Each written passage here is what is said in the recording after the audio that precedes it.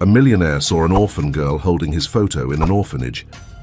When he approached, he was shocked to see that she had the same mark on her arm as he did. The afternoon sun was beginning to hide behind grey clouds as Sarah and her 6-year-old daughter Emma left the supermarket. Sarah, a 35-year-old woman with wavy brown hair and tired green eyes, pushed a cart full of groceries towards the parked car. "Emma, sweetheart, can you help me put the bags in the trunk?" Sarah asked, smiling at her daughter. Emma skipped animatedly beside her mother, her golden curls bouncing with each step. "Sure, Mum, can I carry the light bags? I want to be a strong helper like you." Sarah laughed softly, charmed by her daughter's enthusiasm. "Of course, my love. You can take the bags with lighter items like bread and eggs, but be careful, okay? We don't want anything to break." "Leave it to me, Mum. I'll be super careful," Emma promised, holding the bags with determination. "You know, the teacher said that helping others makes us grow on the inside. I think I'm getting taller on the inside now." Sarah smiled, touched by her daughter's innocence and kindness. "That's true, dear. You're growing in every possible way, and I'm so proud of you." As they arranged the groceries in the trunk, Sarah noticed the dark clouds gathering on the horizon. What had been just an overcast sky now looked threatening. "Okay, it looks like it's going to rain soon. We better hurry," Sarah commented, closing the trunk. Emma looked at the sky, her face contorting into a pout of disappointment. "Oh no, not rain. I wanted to play outside when we got home. I had planned to have a picnic with my teddy bears." Sarah knelt beside Emma, placing a comforting hand on her shoulder. "I know it's disappointing, sweetheart. But you know what? Sometimes rainy days can be the most magical. We can have a picnic inside. What do you think about building a tent with sheets in the living room and having our picnic in there?" Emma's eyes widened at the idea, a smile quickly replacing the sad expression. "Really? We can really do that?" "It'll be like camping, but inside." Sarah nodded, happy to have cheered up her daughter. "Of course we can. And after, how about we watch that new movie about the warrior princess you wanted to see so badly?" "The warrior princess movie? Hooray!" Emma exclaimed, jumping with excitement. "You're the best mom in the whole world. Did you know that?" With smiles on their faces, mother and daughter got into the car. Sarah started the engine and pulled out of the supermarket parking lot. The streets were relatively quiet for a Thursday afternoon. As she drove, Sarah glanced at Emma through the rearview mirror. "How was your day at school today, dear?" Sarah asked, genuinely interested in her daughter's daily experiences. Emma leaned forward in her seat, eager to share. "It was amazing, Mum. The teacher taught us about stars and planets. Did you know there are billions and billions of stars in the universe? It's like more than all the grains of sand on all the beaches in the world." Sarah smiled, charmed by Emma's enthusiasm. "Billions? Wow, that really is a lot. The universe must be a huge and fascinating place. What else did you learn about space?" "Oh, Mum, there are so many cool things," Emma exclaimed, her eyes sparkling with excitement. "The teacher said that some stars are so big they could swallow our sun like it was a marble. And she talked about black holes, too. They're like these giant holes in space that suck everything in, even light. It sounds scary, but it's super interesting." "It sounds like you had a fascinating lesson," Sarah commented, impressed by her daughter's knowledge. "You know what?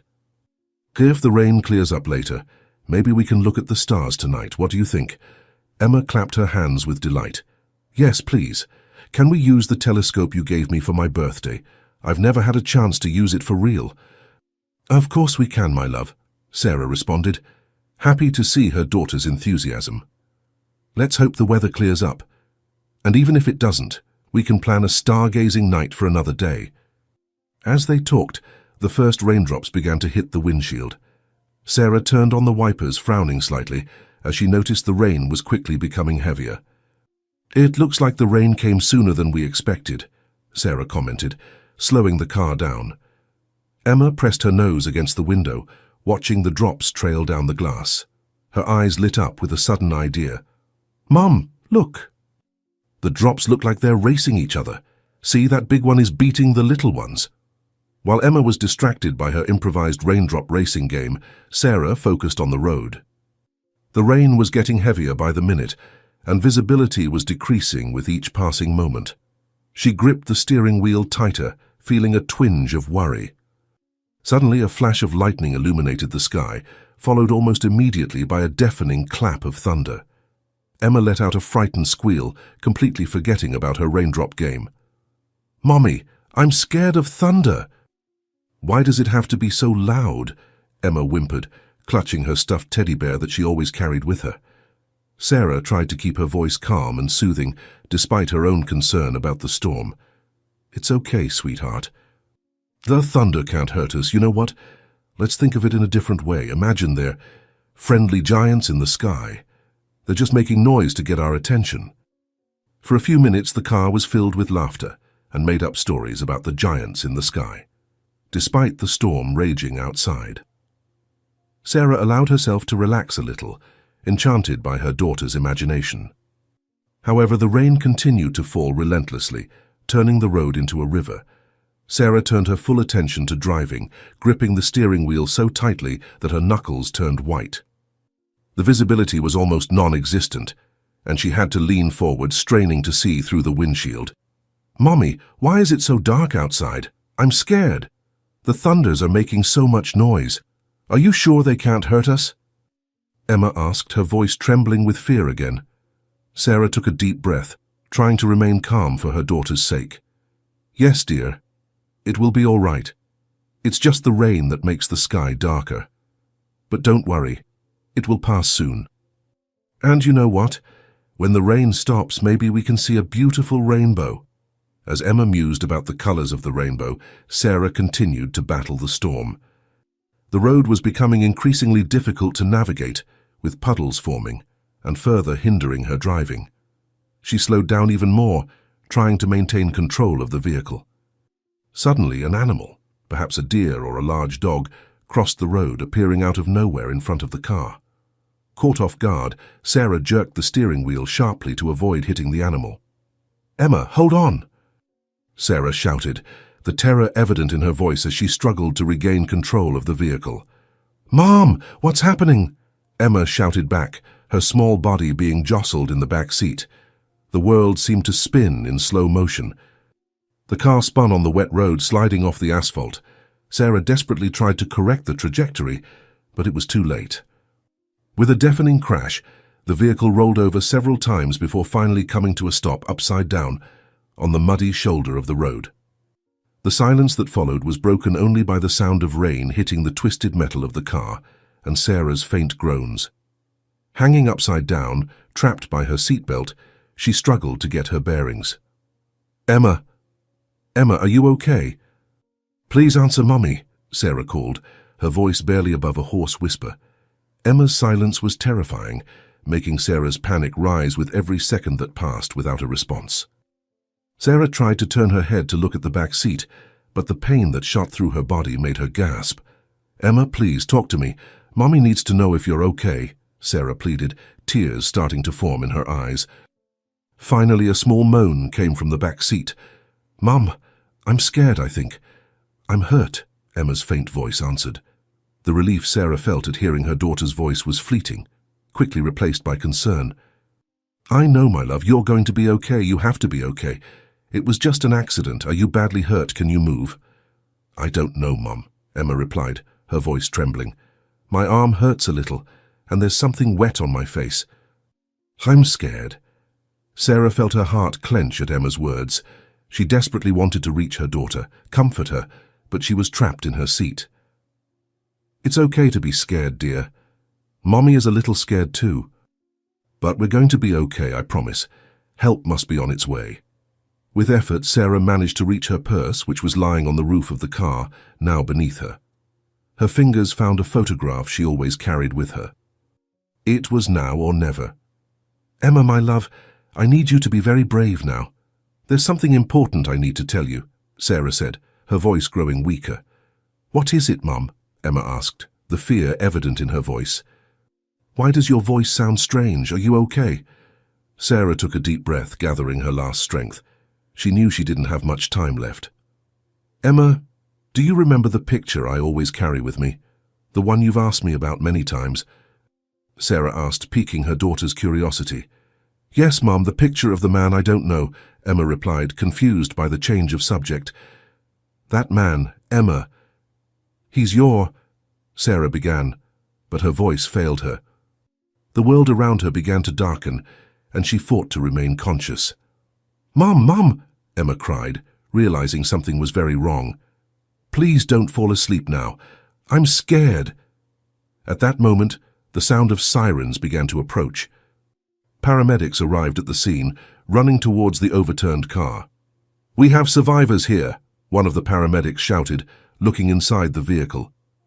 The driver is unconscious, but the child is awake, another paramedic informed, already starting to work on getting them out of the car. Emma, scared and confused, saw the picture fall from her mother's hand. With the arm that didn't hurt, she reached out and grabbed the picture, clinging to it as if it were her last hope. Months later, the orphanage was buzzing that sunny morning. The news of the visit from the famous millionaire Jack Thornton had spread like wildfire among the children and staff. The director, Mrs. Amelia Foster, a middle-aged woman with greying hair always tied in a tight bun, rushed around ensuring everything was immaculate. The children were instructed to wear their best clothes and behave in the best possible manner. Remember, children, Mr. Thornton is a very important man. His donation could make a big difference in our lives, Mrs. Foster said in a firm voice. The children nodded in unison, some with shining eyes of expectation, others with expressions of barely concealed boredom. Amidst all the commotion, Emma remained seated alone in a corner of the main hall, seemingly oblivious to the hustle around her. Her fingers absent-mindedly caressed the torn photo she always carried with her. Her blue eyes, once full of life, now appeared distant and melancholic. Emma, dear, don't you want to join the other children? Mr. Thornton will be happy to meet you all, Mrs. Peters gently approached. Emma merely shook her head negatively, clutching the photo to her chest. The sound of a luxurious car pulling up outside caused everyone to fall silent. Mrs. Foster smoothed her dress nervously and walked towards the door. Jack Thornton, a tall and imposing middle-aged man with greying temples and piercing green eyes, strode confidently into the orphanage. Mr. Thornton, it is an honor to welcome you to our humble institution, Mrs. Foster greeted, extending her hand. Jack smiled politely, shaking the offered hand. The pleasure is mine, Mrs. Foster. I'm eager to learn about the work you do here. As Mrs. Foster began guiding Jack around the orphanage, explaining the programs and needs of the institution, the millionaire's eyes wandered across the hall, observing the children. It was then that he noticed Emma, sitting alone, seemingly oblivious to his presence. "And who is that little girl?" Jack asked, interrupting Mrs. Foster's explanation. The headmistress followed Jack's gaze and sighed. "Ah, that's Emma. She arrived 6 months ago after a terrible accident. She's still adjusting." Something about Emma's solitary posture and the way she clutched the photo caught Jack's attention. He excused himself from Mrs. Foster and walked towards the girl. As he approached, Jack felt a strange sense of déjà vu he couldn't explain. "Hello, Emma, my name is Jack," he said softly, crouching to be at eye level with the girl. Emma slowly lifted her gaze, her blue eyes meeting Jack's. For a moment they were both frozen. Jack felt his heart quicken. Emma's eyes were incredibly similar to someone he'd known long ago, but he couldn't quite recall who. And then he noticed, at the base of Emma's neck, partially hidden by the collar of her shirt, was a small birthmark in the same shape as his own birthmark. What a curious coincidence, Jack thought. His mind wandering through possibilities he quickly brushed aside. Emma, in turn, stared intently at Jack, a mixture of confusion and curiosity in her eyes. Mrs. Foster, sensing the intensity of the moment, tried to intervene. "Mr. Thornton, perhaps you'd like to see our facilities now." But Jack barely heard her, his attention still focused on Emma. Emma slowly unfolded the photo she was holding, her eyes shifting from the image to Jack's face repeatedly. There was a certain resemblance, but Emma wasn't sure if it was just her desperate imagination grasping for connections. "You," Emma began, her voice hoarse from disuse, "you look like the man in the photo." Jack, surprised by the observation, gently extended his hand. "May I see?" With hesitation, Emma handed the photo to Jack. He examined it carefully, feeling a twinge of recognition. The younger man in the photo did bear a resemblance to him, and the woman beside him. Jack felt his heart clench. She reminded him of his ex-girlfriend, but the memory was hazy. "Is this your mother?" Jack asked softly, pointing to the woman in the photo. Emma nodded, tears beginning to form in her eyes. "She's gone from the accident." Jack felt a wave of compassion for the girl. "I'm sorry, Emma. Losing someone we love is very difficult." Emma looked at him with an intensity that caught him off guard. "Did you know her?" The question hung in the air, laden with possibilities. Jack hesitated, his mind racing through memories from years ago. There was something familiar about the woman in the photo, but he couldn't be sure. I'm not sure, Emma," Jack responded honestly. "She reminds me of someone I knew a long time ago, but I can't quite remember." Emma seemed disappointed, but didn't give up. Her name was Sarah Miller. The name hit Jack like a bolt of lightning. Sarah Miller. Memories of a summer nearly 8 years ago flooded his mind. A brief but intense romance. An abrupt and unexplained separation. "Sarah," Jack murmured almost to himself, I did know her, many years ago." Emma's eyes widened with hope. "So, then you could be." Jack felt the world spinning around him. The implications of what Emma was suggesting were enormous. Could it be possible? Could this solitary girl in an orphanage be his daughter? A daughter whose existence he was completely unaware of? "Emma, I don't know. Honestly, I don't know." "But I promise you we will find out the truth," Jack said, his voice trembling. Emma nodded, a mixture of hope and fear in her eyes. Mrs. Foster, who had been watching the interaction with growing concern, finally intervened. "Mr. Thornton, perhaps we should continue our tour. Emma, dear, why don't you go play with the other children?" But neither Jack nor Emma seemed willing to separate. Jack rose slowly, still holding Sarah's photo. "Mrs. Foster," he said in a tone that brooked no argument, "I believe we need to speak in private. There are important matters that need to be clarified." The headmistress nodded, sensing the gravity of the situation. "Of course, we can go to my office." As they prepared to leave, Emma grabbed Jack's hand, her eyes pleading, "Please don't go away." Jack felt his heart clench at the desperation in the girl's voice. "I'm not going anywhere, Emma. I promise I'll come back to talk more." Mrs. Peters came over to stay with Emma, as Jack and Mrs. Foster headed to the office. The other children and staff watched the scene unfold with a mixture of curiosity and confusion. In the office, Jack sat down, still holding Sarah's photo. His mind was a whirlwind of emotions and questions. "Mrs. Foster," he began, his voice serious, "I need to know everything about how Emma got here, and I need a DNA test as soon as possible. I knew Emma's mother. We had a brief relationship in the past. This could be a coincidence, but I need to be sure." The principal nodded, understanding the urgency of the situation. "Of course, Mr. Thornton. I will do everything in my power to help."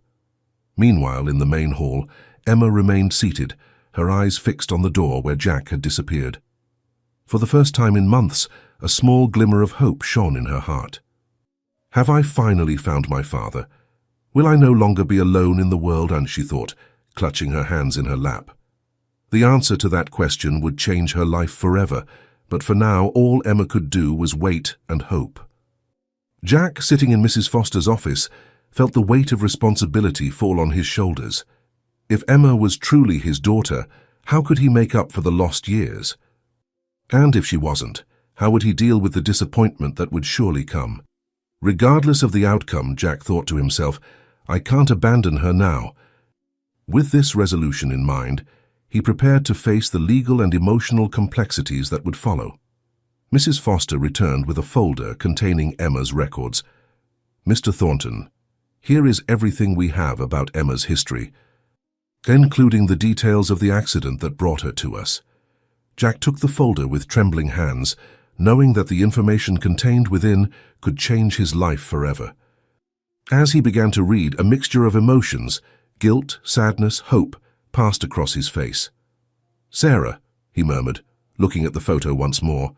"What happened to you? If this girl is my daughter, why didn't you tell me?" The answers were there, in the pages of the folder and in the eyes of a lonely girl waiting in the hall. Jack knew his life would never be the same. Jack Thornton felt the weight of the world on his shoulders as he leafed through the folder containing Emma's records. Each turned page revealed more details about the girl's life and the accident that had brought her to the orphanage. His eyes avidly scanned the lines, searching for any clue that could confirm or deny his suspicions. Sarah's photo, now resting on the table, seemed to watch him, like a silent ghost from the past. "Mrs. Foster," Jack began, his voice trembling with emotion. "I need to know more about the accident. How exactly did Emma get here?" The principal hesitated, clearly uncomfortable with the intensity of Jack's gaze. "Mr. Thornton, I understand your curiosity, but there are protocols to be followed," Jack interrupted, his voice now charged with urgency. "Please, Mrs. Foster, this girl, she could be my daughter. I need to know everything." Mrs. Foster sighed deeply, assessing the situation. "Very well, Mr. Thornton, but I must warn you, the story is not a pleasant one." With a lump in his throat, Jack nodded, bracing himself for what was to come. "'Tis." Foster began to recount the events of that fateful night, her voice low and compassionate. "It was a rainy night 6 months ago. Sarah Miller was driving with Emma when they lost control of the car on a dangerous curve in the road. The vehicle rolled several times before coming to a stop in a ravine." Mrs. Foster paused, noting Jack's pale face. "Go on, please," Jack insisted, though his voice barely rose above a whisper. The principal continued, detailing how the paramedics arrived at the scene. They found Sarah cradling Emma protectively. The girl was unconscious, but miraculously survived with only minor injuries. Sarah, however, Mrs. Foster's voice faltered. Jack felt his heart clench. "She didn't make it, did she?" he asked, though he already knew the answer. Mrs. Foster sadly shook her head. "Sarah passed away at the scene. The paramedics said her last words were about Emma, begging them to take care of her." Jack stood up abruptly, walking to the office window. His mind was a whirlwind of emotions: guilt for not being there, anger at Sarah for never telling him about Emma, and a profound sadness for the loss the girl had suffered. "Why didn't Sarah tell me?" Jack muttered, more to himself than to Mrs. Foster. "All these years I could have been there for them." The principal responded gently. "Sometimes, Mr. Thornton, people keep secrets for the most complex reasons. Perhaps Sarah had her own reasons." Turning to face Mrs. Foster, Jack spoke with determination. "I need to talk to Emma again. I need to tell her that I might be her father." Mrs. Foster's expression hardened. "I'm sorry, Mr. Thornton, but I cannot allow that. Not without legal confirmation." Jack felt frustration rising within him. "But she has a right to know. I have a right to know her. I can't just walk away now that I know she exists. I understand your position, but my duty is to protect Emma. I cannot expose her to further emotional trauma without certainties. She has been through so much already," Mrs. Foster calmly replied. The argument continued, growing more heated. Jack insisted on his right to see Emma, while Mrs. Foster stood firm in her position to protect the girl.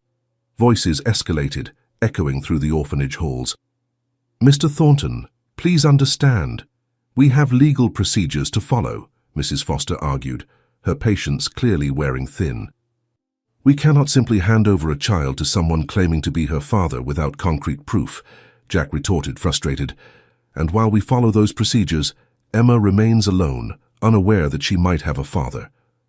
Hasn't she been through enough trauma losing her mother?" While the discussion unfolded in the office, Emma, who had sneakily escaped the orphanage inspector's supervision, was crouched outside the door. Her eyes were wide, absorbing every word exchanged between Jack and Mrs. Foster. Could he be my father? Will I finally no longer be alone? Emma thought, her heart beating rapidly. Tears began to form in her eyes, a mixture of hope and fear of the unknown. Inside the office, the tension reached its peak. Jack, exasperated, slammed his hand on the table. I can't just walk away and pretend none of this happened. Emma is possibly my daughter, and she's here alone without a family. Mrs. Foster, remaining calm, replied, "No one is asking that, Mr. Thornton, but we need to follow the proper protocols. It's for Emma's sake." Jack ran his hands through his hair, clearly frustrated. "And how long will that take? Days, weeks, months, years? Emma has already lost too much time without a family. Every day that passes is a day I can't get back with her." "I understand your frustration, but haste can cause more harm than good. Imagine how it would be for Emma if we created expectations and then found out there's no relation between you two," Mrs. Foster replied. Outside, Emma felt every word like a blow. The idea of waiting longer, of remaining alone in the orphanage, seemed unbearable.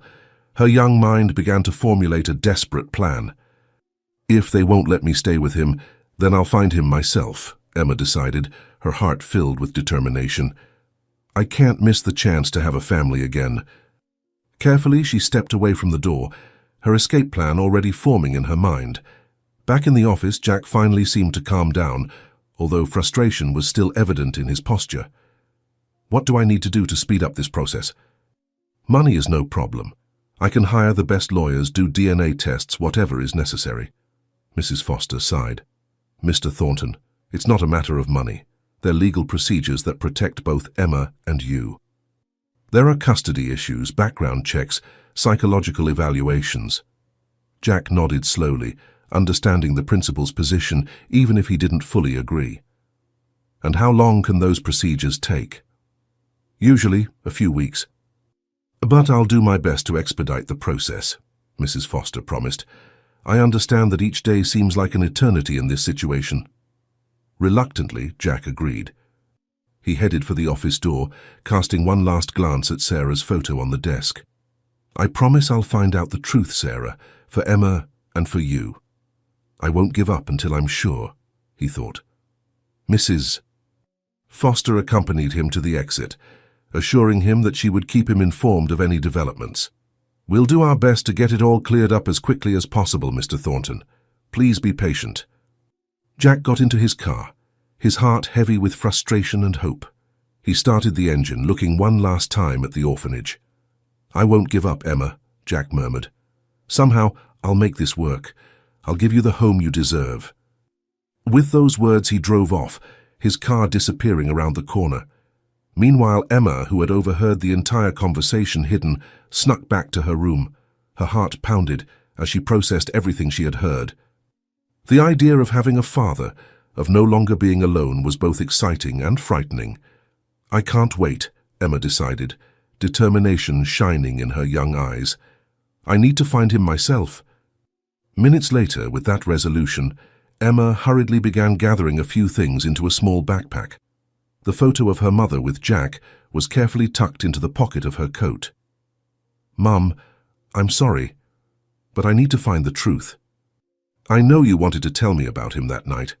Now is my chance to find out," Emma whispered to the photo.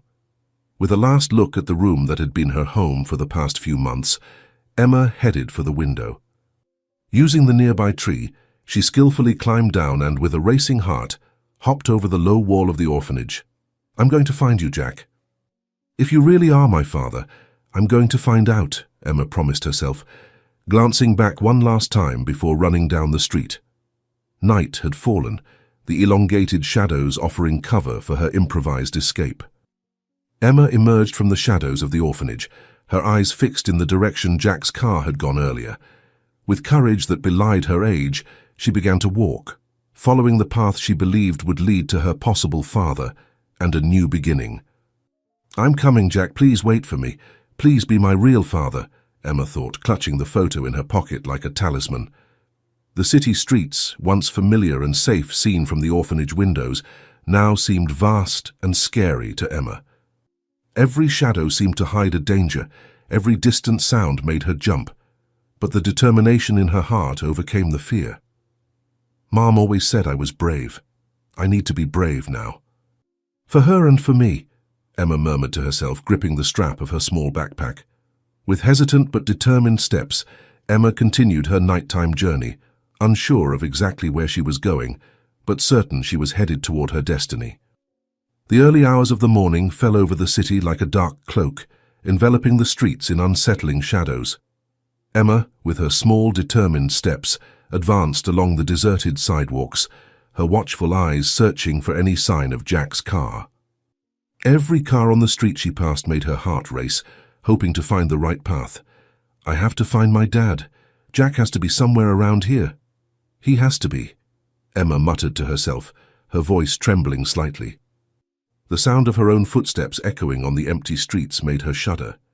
As Emma advanced, the buildings around her seemed to grow darker and more dilapidated. The streetlights flickered intermittently, casting dancing shadows that made Emma jump at every sudden movement. She clutched her backpack tightly against her chest, feeling the outline of her mother's photograph in her pocket, seeking comfort in this sole connection to her past. "Mom, I'm scared, but I'll be strong like you always taught me," Emma whispered, her eyes brimming with tears. A cat jumped out of a nearby dumpster, causing Emma to let out a small scream of fright. The streets became narrower and more winding, and Emma began to realize she was straying away from the more familiar areas of the city. The glowing signs of shops and restaurants gave way to broken windows and boarded-up doors. The stench of garbage and damp filled the air, making Emma wrinkle her nose. "This doesn't seem right. Did I get lost? Where is Daddy's house supposed to be?" she thought, looking around with growing apprehension. A distant sound of breaking glass made Emma quicken her pace, her heart pounding frantically. Turning a corner, Emma found herself on a particularly dark street. The few lamps that still worked emitted a faint yellowish light, barely illuminating the path ahead. Shadows seemed to move in the alleyway entrances, making Emma imagine all sorts of dangers lurking in the darkness. "Jack, where are you? Please help me find you," Emma called out softly, her voice trembling. The echo of her own voice on the empty street only heightened her sense of loneliness and fear. Emma continued walking, her steps becoming more hesitant now. She passed by a group of people huddled around a burning barrel, their gruff voices and coarse laughter making her shrink and hurry past, trying not to draw attention. The smell of alcohol and smoke made her stomach churn. "Don't look at them, don't look at them. Just keep walking," Emma repeated to herself like a mantra. One of the men shouted something unintelligible in her direction, causing her to break into a run. Turning down another street, Emma found herself in a dead-end alley. Tall graffitied walls rose on both sides, making her feel small and vulnerable. Overturned trash cans and scattered papers on the ground created a desolate scene. Emma felt panic start to take over. "No, no, no," she murmured, spinning in circles. "I can't be lost. I have to find Jack." The sound of approaching footsteps made Emma hide behind a pile of boxes. Heart pounding, Emma waited for the footsteps to pass. When the silence returned, she emerged from her hiding spot, determined to find her way back to a main street. Her legs trembled, and she fought back the tears that threatened to fall. "Be brave, Emma. Mom wouldn't want you to give up," she told herself, swallowing her sobs. With renewed determination, Emma retraced her steps. After what felt like an eternity wandering through unfamiliar streets, Emma finally caught sight of a wider, better-lit avenue. The relief she felt was momentary, as she soon realized she still had no idea where she was or how to get to Jack's house. "Maybe I should ask for help. I should have looked up his address, should have found out where he lived first," Emma thought, scanning the area for someone who looked trustworthy. "But I can't go back to the orphanage. They don't want me to stay with Daddy." At that moment, a car turned the corner, its headlights illuminating the deserted street. The vehicle, a sleek black sedan, slowed down as it approached Emma. Her heart raced, torn between fear and the hope of finally finding help. The car came to a complete stop next to her, and the driver's window began to roll down slowly. "Hello, little one, you look lost. Need some help?" A gentle male voice came from inside the car. Emma instinctively took a step back, her mother's voice echoing in her mind about the dangers of talking to strangers. The driver, a middle-aged man with a smile, leaned out of the window. His eyes seemed friendly, but there was something in them that made Emma feel uneasy. He wore a well-tailored suit, looking out of place in this part of town. "No need to be afraid. I just want to help." "It's dangerous for a little girl to be out alone at this hour," the man continued, his tone soothing. Emma bit her lip, indecisive. She did need help, but something in her instinct warned her to be careful. I'm looking for my dad's house." "His name is Jack," Emma finally said, her voice barely above a whisper. "Do you know where it is?" The man's smile broadened. "Of course I do. It's a little far from here. Why don't you get in? I'll take you there." Emma's heart was pounding so loudly, she was sure the man could hear it. She took another step back, clutching the strap of her backpack tightly. No, thank you," Emma stammered. "I think I can find it on my own." The man's expression shifted subtly, a flicker of frustration passing through his eyes. "Come on, dear," he insisted, his tone still gentle but with an edge of urgency. "It's not safe around here. I promise I only want to help." Emma felt a shiver run down her spine. Something in his voice made her want to run. At that moment, the distant sound of a siren pierced the night's silence. The man glanced back quickly, seeming nervous. "Last chance, little one." "Get in the car now," he said, his tone now more firm. Emma didn't wait any longer. Turning quickly, she began to run as fast as her legs would carry her. The sound of the engine revving behind her made her heart nearly stop. Emma ran like she had never run before, turning down alleys and side streets, trying to lose the car that pursued her. "Help! Please! Someone help me! There's a bad man following me!" Emma shouted, hoping someone would hear her. The street seemed empty, no one responding to her desperate cries. Emma kept running, her lungs burning and her legs aching. She could hear the car approaching again, the sound of the engine echoing through the empty streets. In a moment of desperation, she spotted a small opening between two buildings, barely wide enough for her to pass through. "Please, let me fit," Emma thought, launching herself into the narrow passage. The screeching sound of tires indicated that the car had come to an abrupt stop. Emma squeezed through the opening, scraping her arms and tearing her clothes, but not caring. She emerged on the other side into an inner courtyard, surrounded by tall buildings. Without stopping to think, she ran to the first door she saw, pulling the handle with all her might. "Please open! Please open!" Emma pleaded, tears now streaming freely down her face. Miraculously, the door gave way, and Emma threw herself inside, quickly closing it behind her. The interior of the building was dark and dusty. Emma stood leaning against the door, trying to calm her ragged breathing. Her eyes slowly adjusted to the darkness, revealing an abandoned entrance hall. "I need to hide. He might find me here," Emma thought, frantically looking around. The sound of footsteps from outside made her heart jump. Emma moved silently through the hall, searching for a safe place. She found a staircase leading to the basement and, without hesitation, began to descend. The steps creaked under her feet, making her tremble with every step. "Mom, I'm so scared. Please protect me," Emma whispered, clinging to the rusty railing. The basement was a maze of shadows and abandoned objects.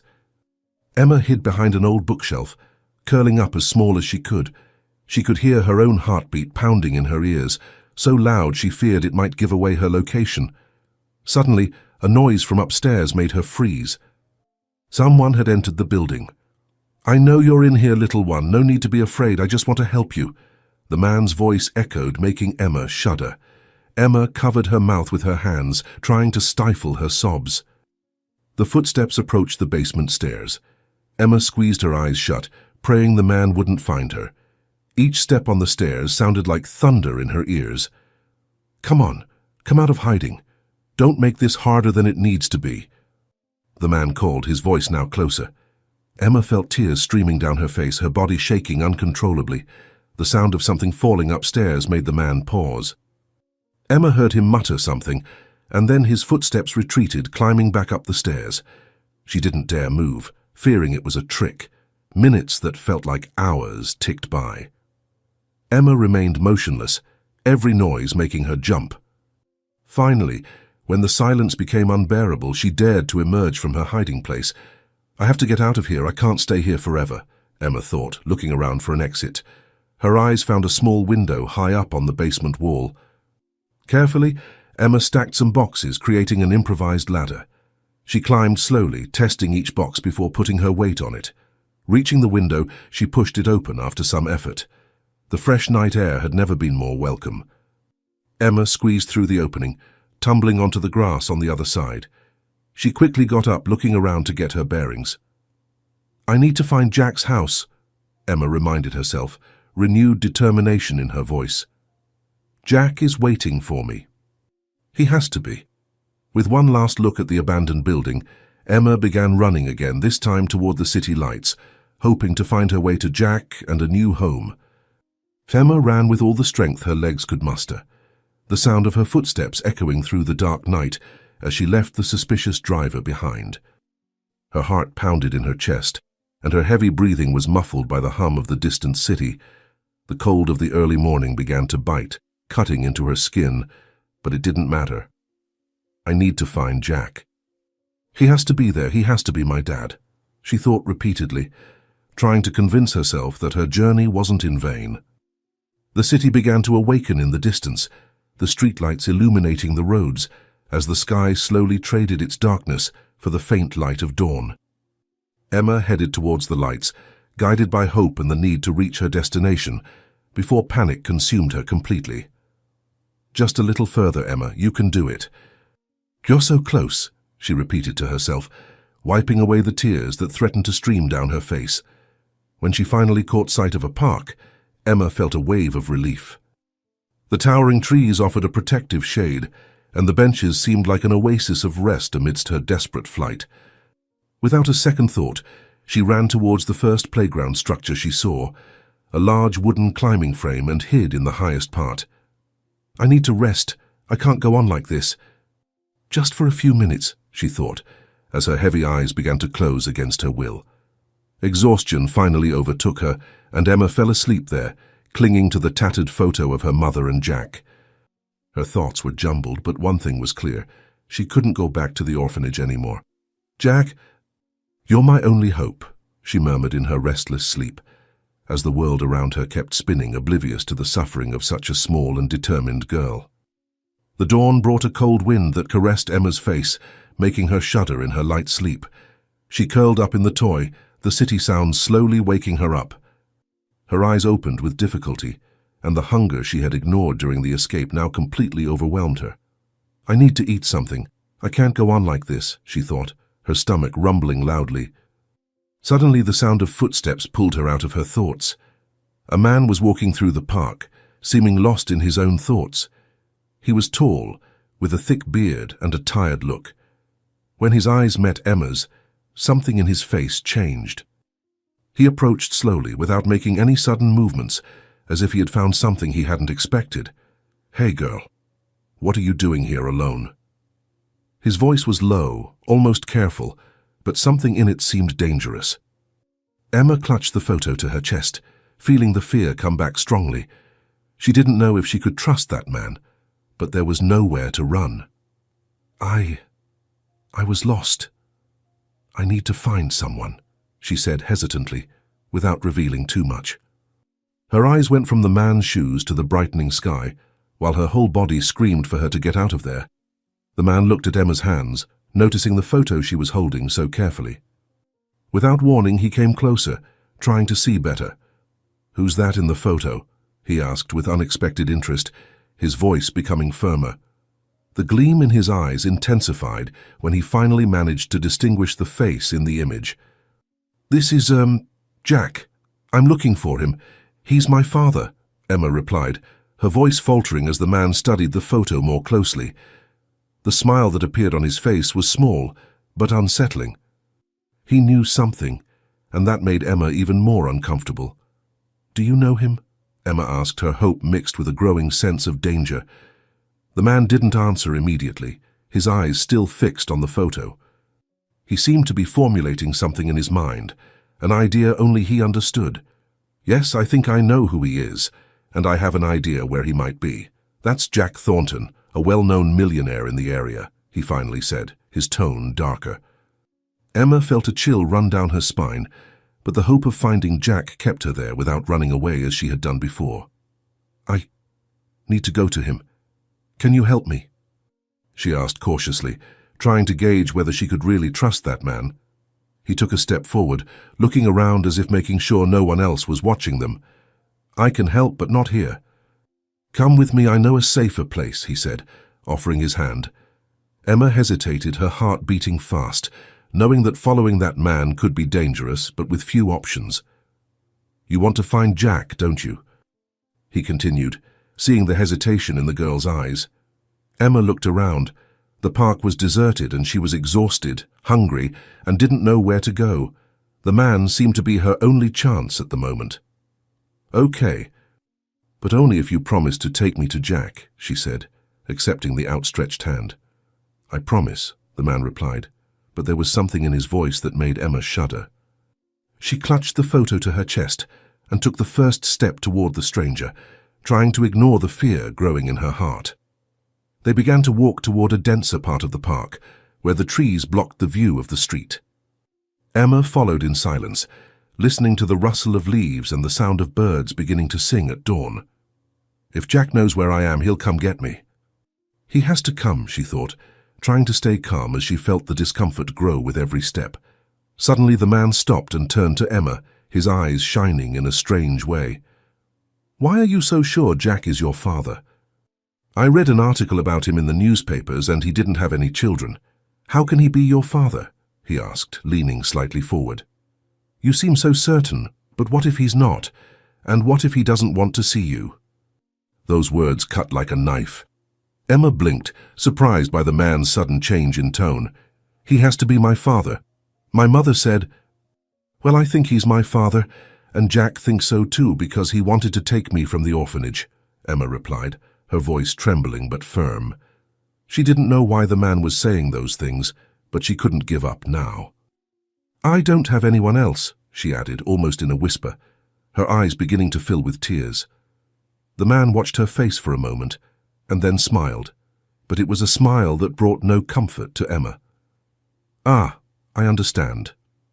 "Don't worry, I'll take you to him," the man said, but something in his words sounded false. Emma felt her body stiffen, and part of her mind screamed for her to run away, but her legs were so tired that all she could do was keep walking beside him. As they approached a small isolated area of the park, the man stopped again and looked at Emma in a way that made her tremble. "Why don't you show me that photo one more time?" he asked, holding out his hand. Emma hesitated, but took the photo out of her pocket and handed it to him. The man held it carefully, but his eyes gleamed with an intent Emma couldn't understand. He looked at the photo for a few more seconds and then raised his gaze to Emma. "You know, I know some people who might be interested in seeing this photo, and perhaps in meeting you too. People who know Jack Thornton very well," he said, his tone shifting to something more threatening. Emma took a step back, feeling the imminent danger. "You said you were going to help me find Jack. Why are you doing this?" she asked, her voice faltering as she tried not to show her growing fear. The man just laughed softly and put the photo in his pocket. "I will help you, but not in the way you think. Now come with me," he said, turning to move ahead, but Emma couldn't move. The idea that this man had dangerous intentions finally made her stop. Her heart raced and her previously tired legs suddenly gained a new energy. I can't go with you," she said, her voice trembling but determined. "I'll find Jack on my own." The man stopped, turning slowly, and his face was now serious. "You have no choice," he said, his voice low and threatening. Emma knew she was in trouble. The park, which had seemed like a refuge before, was now a trap. She looked around for an exit and then, without a second thought, she ran as fast as she could, leaving the man behind. The man's footsteps echoed behind her, but Emma didn't look back. She ran towards the more lit part of the park, her mind racing. "I need to find someone who can help me. I can't let him catch me," she thought, fear taking over her body. With every step, the sound of the man's footsteps grew more distant, until she finally found a small shelter under a wooden playground structure. Emma ran without looking back, the sound of the man's heavy footsteps fading among the trees of the park. The early morning chill was starting to dominate her exhausted body, but she couldn't stop. Every part of her body begged for rest. Her feet ached and her legs weakened, but she knew she couldn't allow herself a moment of weakness. "I need to find help. Someone has to hear me," she thought, forcing herself to continue towards the more lit part of the park. When her eyes found a small shelter, an old wooden playground structure, she decided to hide there. She climbed to the highest part, curling up in the corner, trying to muffle her heavy breathing and the fear rising in her throat. Maybe he gave up. Maybe I managed to escape, she thought, although she knew it was a false hope. The park was deserted, and the early morning silence seemed overwhelming. There was no one there to help her. The silence was broken by the sound of cautious footsteps slowly approaching. Emma froze. She knew that sound. The man was back. She saw him emerge from the shadows between the trees, his eyes scanning the park like a predator. She couldn't have gone far. Foolish little girls like her always end up trapped, he muttered to himself, his eyes finally landing on the playground structure where Emma was hiding. "You think you can hide from me?" he shouted, his voice reverberating through the park. Emma's heart raced even faster. She tried to remain as still as possible, curled up behind the wood. "Please go away, please go away," she mentally repeated, but he had already seen her. He climbed onto the playground with firm steps and pulled Emma out with force, snatching her from her hiding spot. "You really thought you could run away, didn't you?" he said with a dark smile. His fingers tightened around Emma's arm, making her scream in pain. "Please let me go, I just want to find my dad," she pleaded, tears streaming down her face. "Ah, yes, your dad. Jack, right?" He should have known that a millionaire's daughter should walk with bodyguards. "Now it's too late, better for me," the man mocked, tightening his grip on Emma's arm as he pulled her towards the park exit. She struggled, trying to break free, but she was exhausted, and the man was much stronger. "I can't let this happen. He's going to take me to a horrible place," she thought, her mind racing for a solution. The man dragged Emma through the deserted park, past the dark trees until they finally reached a side street, where an old rusty car was parked. "Get in," he ordered, shoving her inside unceremoniously. Emma tried to resist, but he pushed her with such force that she almost fell into the vehicle. "You have two choices. Get in the car quietly, or I'll put you in by force. Choose," he threatened, his voice laced with fury. With no other choice, Emma curled up in the back seat, fear overwhelming her. "I can't believe this is happening. I should have been able to escape," she thought, trying to control her tears as the man got into the car and slammed the door shut. He started the engine and began driving down the dark streets, the headlights illuminating the deserted path ahead. Emma's mind was spinning. She needed a plan, any plan to escape, but her options were minimal. "I have to stay calm. If I get nervous, he'll notice," she thought, trying to keep her breathing under control. As the car traveled down dark, empty roads, Emma's fear grew. They were moving away from the city, from the lights and safety. The trees lining the road seemed to form an oppressive tunnel, and Emma knew that the further away they went, the harder it would be for someone to find her. "Where is he taking me? Please don't take me. I just want to find my daddy." "Why is he doing this?" she asked herself, feeling panic constrict her chest. The man didn't say a word during the ride, but his sinister smile never left his face. After a few minutes that felt like hours, the car stopped in front of an old and abandoned house. The windows were broken and wooden boards covered some parts of the crumbling roof. The place reeked of danger. "Get out of the car," the man ordered, pulling her by the arm once again. Emma tried to resist, but her body was exhausted and the pain overwhelmed her. "If you try to run, I'll find you. And I guarantee you'll regret it," he threatened, dragging her towards the door of the house. The smell of mold and rot was suffocating as soon as they entered. Emma was thrown to the ground roughly, her hands trying to cushion the fall. The floor was cold and dirty, and she felt despair rising in her throat. "I'm trapped here, no one knows where I am," she thought, looking around in despair.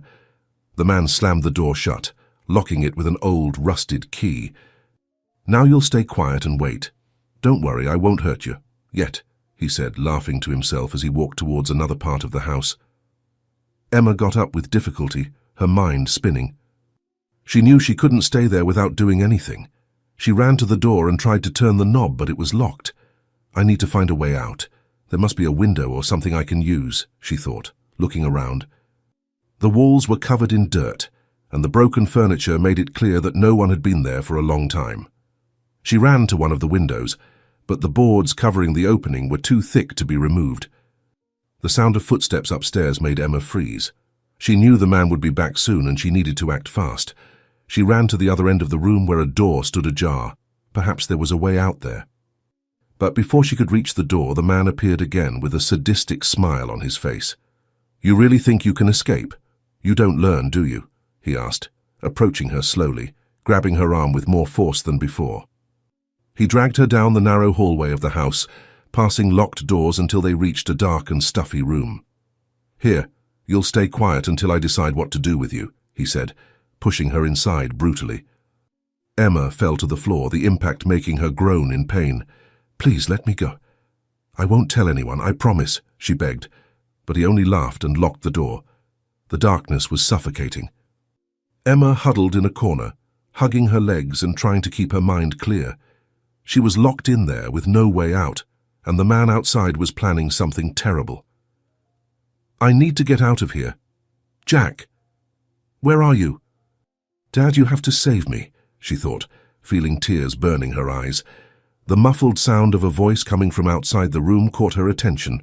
He was on the phone, speaking in a low voice, but the words she caught filled her with terror. "Yes, all is well. I have a girl here. She's the daughter of a wealthy millionaire.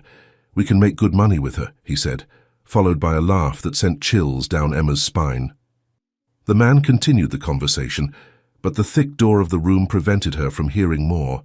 "They're talking about me. What are they going to do to me?"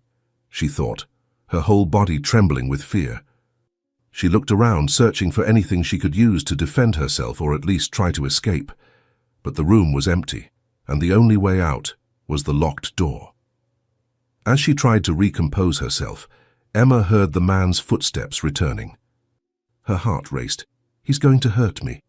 I need to think of something fast," she thought, but her options were few. The door opened with a creak, and the man entered, holding a phone in one of his hands. "I told you you had nowhere to run, didn't I?" he said, approaching her with a cruel smile. "Now let's see if you learn to stay quiet," he threatened, crouching down in front of her. Emma tried to back away, but the space was too small. She was cornered. "Please don't hurt me," she pleaded, her voice almost a whisper. The man laughed again, moving closer. "I haven't decided what I'm going to do with you yet, but I promise it won't be pleasant," he said, his voice full of malice. Before Emma could react, he grabbed her by the arms, pulling her up. The next day, Jack Thornton was in his office trying to focus on work, but his mind kept drifting back to Emma and the orphanage. The clock on the wall seemed to move slowly, each tick-tock echoing in his ears like a countdown to something he couldn't define. Suddenly the phone rang, startling him. With a quick motion he answered, his heart racing inexplicably. "Mr. Thornton, this is Mrs. Foster from the orphanage. It's about Emma. She's run away. We can't find her anywhere," she said, her voice sounding frantic on the other end of the line. Jack felt the blood chill in his veins. "What do you mean she's run away? When did this happen?" he asked, his voice trembling with worry and anger. Mrs. Foster quickly explained the situation, her voice choked with guilt and fear. Jack could barely believe what he was hearing. Emma, that scared little girl who could be his own daughter, was alone on the dangerous streets of the city. Without wasting time, he promised to take action and hung up the phone. "My God, Emma, where are you?" Jack muttered to himself, running his hands through his hair in despair. He knew he needed to act fast. Every second counted. With trembling fingers, Jack dialed the number of an old friend, a police detective. He explained the situation in a few words, begging for help. The detective promised to mobilize his team immediately and use all available resources to find Emma. "I'll find her, even if it's the last thing I do," Jack swore, feeling a fierce determination take hold of him. He grabbed his coat and car keys, rushing out of the office. As he drove through the city streets, Jack couldn't get the image of Emma out of his mind. Those blue eyes, so similar to Sarah's, now probably filled with fear. The phone rang again. It was the detective with news. "Jack, we have a lead." A security camera captured images of Emma being taken by a man in a park near the orphanage, the detective informed him quickly. Jack's heart nearly stopped. "Taken? By whom? Where?" he asked, his voice barely containing the panic. The detective gave the location of the park and Jack immediately changed direction, flooring the accelerator.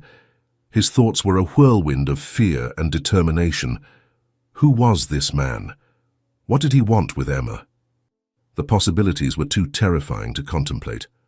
"Hold on, Emma, I'm coming," Jack murmured, his hands gripping the steering wheel so tightly that his knuckles turned white. He prayed he wouldn't arrive too late. On his way to the park, Jack almost collided with another car, his mind so focused on Emma that he barely paid attention to traffic. The driver of the other vehicle shouted insults, but Jack hardly heard them. Every second seemed like an eternity, and he couldn't help but imagine the terror Emma must be feeling. She must be so scared. If I had insisted more, if I had taken her from that orphanage, Jack thought, feeling a wave of guilt wash over him. He shook his head, trying to push those thoughts away. Now was not the time for regrets, it was time for action. Arriving at the park, Jack leapt out of the car before he had even fully turned it off. His eyes frantically scanned the area, looking for any sign of Emma or the mysterious man. The park, however, was quiet and seemingly empty. "Emma? Emma, are you here? It's me, Jack. Please answer," Jack shouted, his voice echoing in the silence of the night. Only the distant sound of traffic answered his desperate calls. Jack ran through the park, checking every corner, every bush, every shadow. His heart was pounding so hard it felt like it was going to burst from his chest. With every second that passed without finding Emma, the despair grew. He returned to the car, not knowing where to go now. Think, Jack, think. Where else could she be? Did he take her somewhere? No, don't think the worst, he chided himself, trying to calm his panicked mind. At that moment, his phone rang again. It was the detective with more information. The detective informed him that witnesses saw a man with a child heading towards downtown.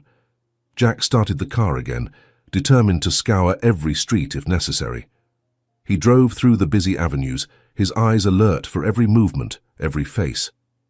"Emma, where are you? Please, God, give me a sign of where my daughter is," Jack silently pleaded, feeling more helpless with every passing moment. He stopped in front of a convenience store, deciding to ask if anyone had seen anything. The store clerk didn't have any useful information, but suggested Jack check the nearby subway station. With a quick nod of thanks, Jack rushed there. The station was nearly empty at that hour of the night, but he didn't give up, showing a picture of Emma he found on the orphanage's website to the few passengers and staff. "Have you seen this girl?" "Please, it's urgent," Jack asked repeatedly, his voice laden with desperation. No one seemed to have seen Emma, and Jack felt the weight of failure weighing on his shoulders. Leaving the station, Jack decided to check the nearby alleys and side streets. Every shadow, every sound made him start, hoping to find Emma. He shouted her name, not caring about the strange looks he received from the few citizens around. "Emma! Emma, can you hear me? It's me, Jack, your dad," he called out, his voice growing hoarse from shouting. The silence that followed each call was deafening, increasing his anguish. The hours ticked by, and Jack continued his frantic search. He checked hospitals, shelters, police stations, showing Emma's picture to anyone who could help. His phone rang constantly, the detective and the police keeping him updated, but no concrete news emerged. "I can't give up." "She needs me," Jack repeated to himself, fighting against exhaustion and growing despair. Every minute that passed meant Emma was further away, possibly in danger. In a moment of desperation, Jack stopped the car on a busy street lined with abandoned houses, ignoring the angry honks from other drivers. He got out of the vehicle, shouting Emma's name at the top of his lungs, his voice echoing off the tall buildings. Some people stopped to watch, others quickly moved away, avoiding the seemingly crazed man in the middle of the street. "She's only 6 years old, please, did anyone see anything? Please, I'm desperate, she's my daughter," Jack shouted to no one in particular. A police officer approached, trying to calm Jack down and get him out of the street. Jack showed the officer Emma's picture, quickly explaining the situation. The officer promised to keep an eye out and pass the information along to other patrolling officers. Jack thanked him, feeling a glimmer of hope, but knowing it wasn't enough. "I can't rely on the police alone. I need to do more. I need to find her myself," Jack thought, returning to his car. He decided to go back to the orphanage, hoping to find some clue that might have been overlooked. At the orphanage, Mrs. Foster was visibly shaken.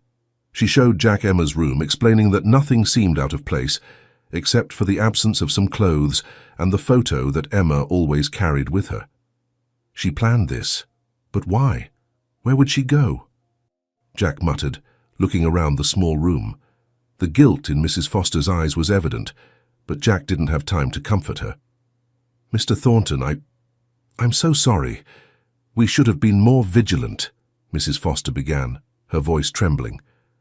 Jack turned to face her, a mixture of anger and frustration in his eyes. "More vigilant? She's a 6-year-old child. How could this happen? How could she leave the facility without anyone seeing her?" Mrs. Foster took a step back, visibly shaken by Jack's intensity. "I understand your frustration, Mr. Thornton, but no, you don't understand. Emma could be in danger now. She's alone on the streets, vulnerable to anyone who might want to hurt her. I told you I should have taken her to my house where she'd be safe," Jack interrupted, raising his voice. "Mr. Thornton, please, shouting won't help find Emma," she pleaded. Jack took a deep breath, trying to calm down. "You're right, I'm sorry, it's just... I barely know her, but the idea of something happening to her..." Mrs. Foster nodded, understanding. "We understand, Mr. Thornton. We all want Emma back safely." Searching the room, Jack found a crumpled piece of paper under Emma's bed. On it, his name was scribbled in Emma's childish handwriting. His heart raced as he recognized the address. It was his office. "She was trying to find me, I'm sure of it. She went out alone to look for me," Jack realized, feeling a mixture of relief and terror. The headmistress stepped closer, looking over Jack's shoulder. That's your name, Mr. Thornton?" Jack nodded, showing the paper to the two women. "It is. Emma must have overheard something we talked about and tried to go after me, searching for me around the city." "Oh my God!" Mrs. Foster exclaimed, bringing her hand to her mouth. "She really believed you could be her father. And what if I am? What if Emma is truly my daughter? I left her alone all these years, not knowing," Jack replied, his voice low but intense. The headmistress placed a comforting hand on Jack's shoulder. "Mr. Thornton, don't blame yourself. You didn't know. What matters now is finding her." Jack nodded, regaining his determination. "You're right, I'll retrace the path she might have taken. She couldn't have gone far on her own." "Should we call the police again?" Mrs. Foster asked, already reaching for the phone. Jack hesitated for a moment. "Yes, but I won't wait for them. I've already alerted several detectives. Every minute counts. I'll search for her myself." "Mr. Thornton," the headmistress called as Jack was already at the door. "Please be careful and bring our Emma back." Jack looked at the woman, seeing the genuine concern in her eyes. Despite his earlier frustration, he knew they truly cared for Emma. "I will," he promised. "No matter what, I will bring Emma back safely." Wasting no more time, he rushed back to his car, determined to retrace the path Emma might have taken. Jack drove slowly through the streets between the orphanage and his office, his eyes scouring every corner, every alley, every possible hiding place. The city seemed like an endless labyrinth of concrete and shadows, and Emma could be anywhere. "Emma!" he shouted out the open car window. "Emma, I'm here! Where are you?" His voice echoed through the empty streets, met with no response. At a stoplight, a homeless man approached Jack's car. "Hey buddy, got any spare change?" Jack was about to dismiss him when an idea occurred. He took out Emma's photo and showed it to the man. "Have you seen this girl? Please, it's very important." The man studied the photo for a moment, scratching his beard. Not sure. But I saw a little girl alone near that park over there." He pointed to a small park a few blocks ahead. Jack's heart raced. "When was this? Which way did she go?" "A few hours ago, man. She looked scared, you know." Thought it was weird for a kid to be alone at that hour, but what could I do? The man shrugged. Jack thanked him quickly, handing the man a few bills before speeding towards the park he had visited earlier. It was a fragile lead, but it was all he had at the moment. Arriving at the park, Jack parked haphazardly and jumped out, running. "Emma!" he called, his voice echoing between the trees. "Emma, are you here?" A woman walking her dog approached, intrigued by the commotion. "Is everything all right, sir? Can I help?" Jack showed the woman Emma's photo, quickly explaining the situation. The woman listened attentively, her face showing concern. "I'm sorry, I haven't seen her, but there's a group of homeless people who usually hang around the old warehouse at the end of the park. Maybe they saw something," she said. Jack thanked her and ran in the direction she pointed. Every second felt like an eternity, and he couldn't help but imagine the dangers Emma might be facing. As the sun began to rise, Jack found himself back where it all began. He was exhausted, physically and emotionally drained, but the determination in his eyes hadn't faded. Sitting on a bench, he looked at Emma's photo, terrified by the possibility of losing her. "I will find you, Emma. No matter how long it takes, I won't give up," he promised to the smiling image of the girl. At that moment, his phone rang again. It was an unknown number. Could it be a new lead? Jack answered the phone with shaky hands, his heart racing as he heard the detective's voice. "Mr. Thornton, we have a new lead on Emma. A security camera captured images of her being taken to an abandoned house downtown." The news made Jack jump off the bench, a mixture of relief and terror coursing through his body. "Give me the address now, I'm on my way," Jack ordered, already running to his car. "Mr. Thornton, wait for the police." "It could be dangerous," the detective warned, but Jack had already hung up. With the engine roaring, Jack sped through the city streets, ignoring red lights and angry honks. His mind was focused solely on Emma, on rescuing her from that nightmare. "Hold on, Emma, I'm coming," he muttered, his hands gripping the steering wheel so tightly that his knuckles turned white. As he drove, 1,000 scenarios ran through his head, each more terrifying than the last. What if Emma was hurt? What if he was too late? Jack shook his head, trying to push those dark thoughts away. "No, she's okay, she has to be," he repeated to himself, like a mantra. Suddenly, his cell phone rang again. Another unknown number flashed on the screen. With his heart in his throat, Jack answered, putting it on speakerphone. "Hello?" A cold, calculating male voice responded. "Mr. Thornton, I presume. We have something that belongs to you." Jack's blood ran cold. "Who are you? What do you want?" he demanded, his voice trembling with anger and fear. The man chuckled, a sound that made Jack shudder. "It's about your daughter. Emma is fine. For now. But that could change if you don't follow my instructions to the letter." Jack swallowed hard, trying to stay calm. "What do you want?" "Money, Mr. Thornton. Obviously I want the money she's worth. No markings, no trackers. You have 1 hour. I'll text you the amount. Don't think about alerting the police, or else—" "Well, your daughter will pay," the man replied coldly. Before Jack could respond, he heard a sound that broke his heart. Emma's muffled sobs. "Daddy, Daddy, help me. Please don't leave me locked up here. I'm scared." Her voice sounded distant, but clear enough to nearly make Jack lose control of the car. "Emma, Emma, I'm coming. Hold on, sweetheart," Jack yelled, tears starting to form in his eyes. The man came back on the line. 1 hour, Mr. Thornton. Not a minute more, or you'll never see your precious little girl again." The call ended, leaving Jack in a state of sheer panic. He knew he didn't have time to get the money, but he also knew he couldn't just wait. With fierce determination, he sped up even more, heading towards the address the detective had provided. "I'm going to find you, Emma, no matter what happens," Jack promised out loud, as if he could make Emma hear him. He knew he was putting himself in danger, but nothing else mattered but saving his daughter. On the way, Jack called his bank, desperately trying to get the money. "I need cash now," he yelled into the phone. The bank manager, perplexed, tried to calm him down. "Mr. Thornton, it's impossible to deliver such a large sum without prior notice. We need at least 24 hours to—" Jack cut him off, his voice laced with desperation. "I don't understand. My daughter's life is at stake. I want this money now." But he knew it was useless. Time was running out, and he had no choice but to face the kidnapper without the money. As he drove, Jack tried to call the detective again, but it went to voicemail. "Damn it!" he shouted, pounding the steering wheel. He knew he was going against all recommendations, but the thought of waiting for the police while Emma was in danger was unbearable. The city streets blurred past as Jack weaved between cars, ignoring the curses and honks from other drivers. Every second felt like an eternity, and he couldn't help but imagine the fear Emma must be feeling. "I'm coming, sweetheart. Daddy's going to get you out of there," Jack murmured, as if Emma could hear him. He ran a red light at an intersection, nearly causing an accident. The sound of screeching tires and crashing metal echoed behind him, but Jack didn't dare look back. Finally, Jack spotted the abandoned house.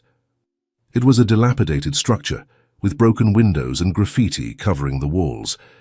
He parked the car haphazardly, halfway up on the sidewalk, and ran out, his heart pounding so hard it felt like it might burst out of his chest. "Emma! Emma, are you in there?" Jack shouted, approaching the house's entrance. Only the echo of his own voice answered, heightening his desperation. Cautiously, Jack pushed the rusty door, which creaked ominously. The inside was dark and dusty, debris scattered across the floor. The smell of mold and decay made his stomach churn, but he pressed on, determined to find Emma. "I'm here, Emma," Jack called out again, more softly this time, afraid of alerting the kidnapper. "Daddy's going to find you and get you out safely. I won't let anyone hurt you." Each step made the old wooden floor creak, adding to the tension in the air. Jack began making his way through the house, his eyes adjusting to the darkness.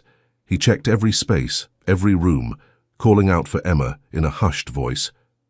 The oppressive silence was broken only by the sound of his labored breathing and the occasional creak of the building's structure. Upstairs, Jack heard a noise coming from one of the rooms. His heart leapt, and he approached cautiously. "Emma?" he whispered, pushing the ajar door open. The room was empty, save for a startled rat that scurried away at his presence. Jack cursed under his breath, frustration mounting. Continuing his search, Jack kept rummaging. The hallway was long and dark, with several doors on both sides. He began checking each room, his desperation increasing with every opened door that revealed only more emptiness and desolation. "Where are you, dear?" Jack muttered, the despair growing with every moment that passed without finding Emma. He reached the end of the hallway, his body tense, ready for anything.